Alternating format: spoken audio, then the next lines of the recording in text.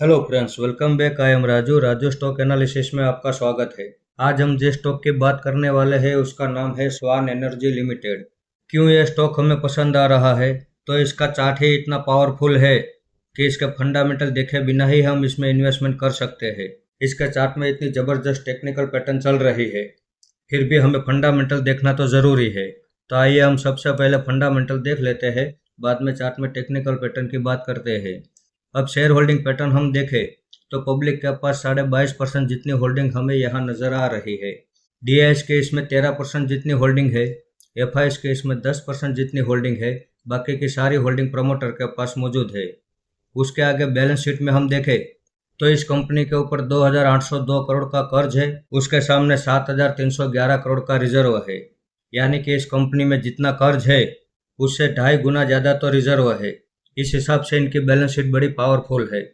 उसके आगे profit and loss segment में हम देखें तो इस साल इस कंपनी ने जितना प्रॉफिट किया है वो अब तक का सबसे हाईएस्ट प्रॉफिट है। पुरानी हिस्ट्री में एक साल में इस कंपनी ने इतना बड़ा प्रॉफिट कभी भी नहीं किया है। अब मार्केट कैप में हम देखें तो पहले नंबर पे इसका नाम हमें यहाँ नज़र आ रहा है, यानी कि इस सेक्टर में ये नंबर 1 लीडर कंपनी है।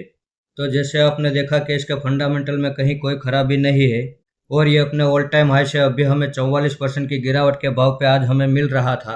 तो आज हमने इसमें यहाँ एक एंट्री कर ली है। 448 के भाव पे आज हमने इसे बाय कर लिया है।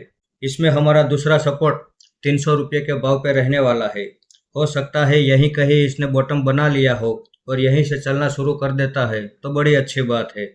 और अगर ज़्यादा बड़ी गिरावट करता है तो 300 रुपये के भाव पे हम दूसरी एवरेज करने वाले हैं। और इसमें हमारा तीसरा सपोर्ट 200 रुपये के भाव पे रहेगा।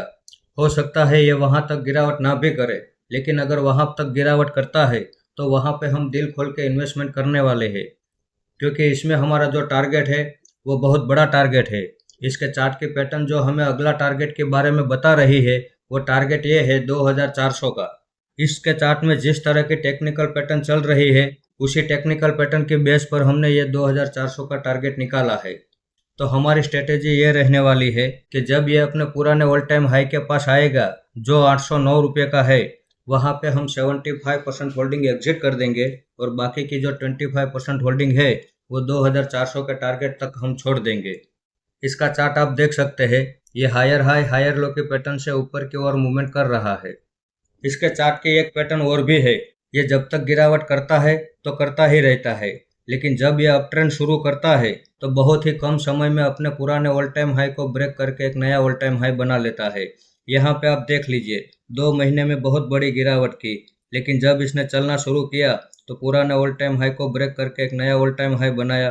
फिर यहाँ पे देख लीजिए, तो ये जितनी भी गिरावट करता है करने दो, इसकी हर गिरावट का फायदा उठाने के लिए हम तैयार है, क्योंकि ये जब चलना शुरू करता है तो अपने पुराने ऑल टाइम हाई को ब्रेक करके एक नया ऑल टाइम हाई बनाने की ताकत इसके चार्ट में हमें नज़र आ रही है। इस कंपनी के ऊपर हम भरोसा कर सकते हैं। तो इस वीडियो को आप मेरी बाइंग या सेलिंग की रिकमेंडेशन ना समझे, ये मेरा पर्सनल व्यू है जो मैं आपके सामने शेयर कर रहा हूँ। ऐसे ही अच्छे अच्छे टेक्निकल और फंडामेंटल वाले स्टॉक मैं आपके सामने लाता रहूँगा। आपने यहाँ तक मेरा वीडियो देखा उसके लिए आपका बहुत बहुत धन्यवाद।